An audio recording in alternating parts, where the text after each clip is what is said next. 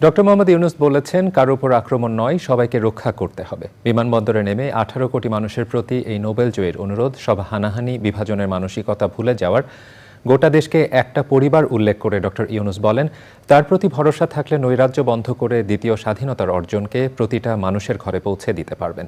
অন্যথায় ছাত্র জনতার বিজয় অর্থহীন হয়ে যাবে। রিজভী নেওয়াজের রিপোর্ট।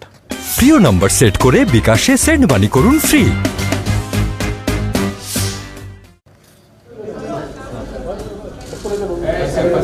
বৃহস্পতিবার দুপুর 2:10 হজরত শাহজালাল আন্তর্জাতিক বিমানবন্দরে অবতরণ করে শান্তিতে নোবেলজয়ী অর্থনীতিবিদ ডক্টর মোহাম্মদ ইউনূসকে বহনকারী এমিরেটস এয়ারলাইন্সের উড়োজাহাজ। অন্তর্বর্তীকালীন সরকারের প্রধান হিসেবে শপথ নেওয়ার আগে ভিআইপি টার্মিনাল এলাকা তো বটেই, আশেপাশে অসংখ্য মানুষ শুভানুধ্যায়ী। অপেক্ষায় বৈষম্য বিরোধী আন্দোলনের সমন্বয়ক সুশীল সমাজের প্রতিনিধিরা। শিক্ষার্থী সহ কয়েকশো মানুষের রক্তের বিনিময়ে অর্জিত মুক্তি কৃতজ্ঞ চিত্তে স্মরণ করলেন ডক্টর মোহাম্মদ ইউনূস। আজকে আবু সাঈদের কথা মনে পড়ছে আমাদের, যে আবু সাঈদের ছবি বাংলাদেশের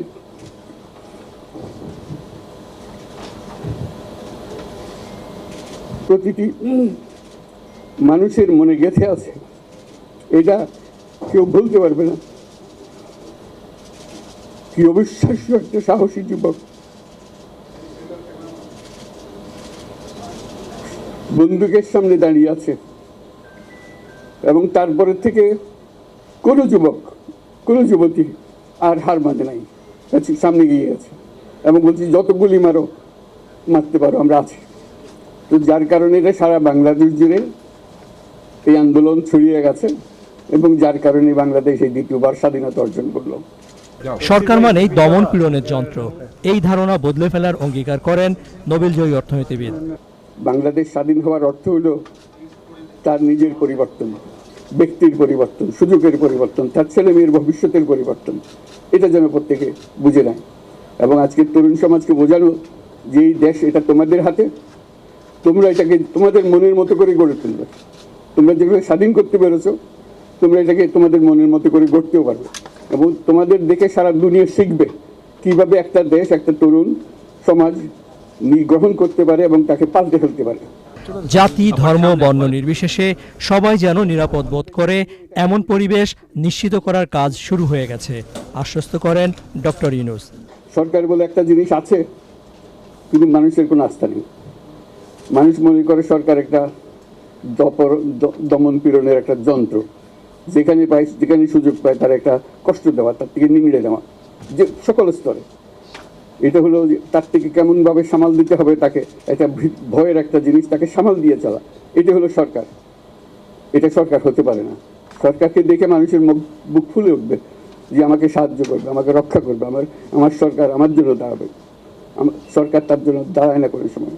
যে সরকার হবে সেই সরকার মানুষকে রক্ষা করবে, মানুষের আস্থাভাজন হবে। এটা কেউ জোর করে তাকে বলার জেনে আর ভালোবাসে, এটা না।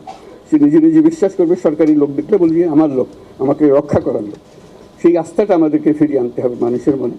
আইন শৃঙ্খলা ব্যাঘাত হচ্ছে, মানুষকে আক্রমণ করছে, ঘরবাড়ি জ্বালিয়ে দিচ্ছে, সম্পদ জ্বালিয়ে নষ্ট করছে, চুরি করছে, দিয়ে যাচ্ছে, অফিস আদালতে আক্রমণ করছে, সংখ্যালঘুদের উপর আক্রমণ করছে, হিন্দু, বৌদ্ধ, খ্রিস্টান, আহমদিয়া সবার উপর আক্রমণ করছে।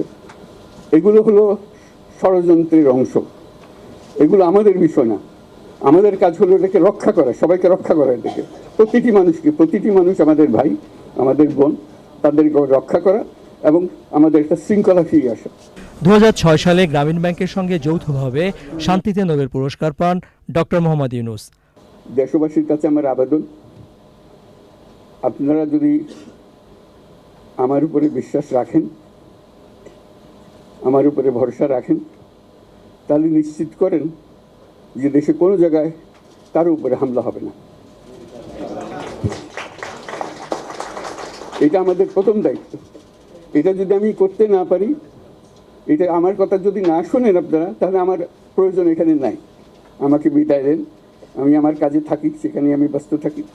যদি আমাকে প্রয়োজন মনে করেন, তাহলে আমাকে প্রয়োজন মনে করলে আপনাদেরকে দেখাতে হবে যে আমার কথা আপনারা শোনেন।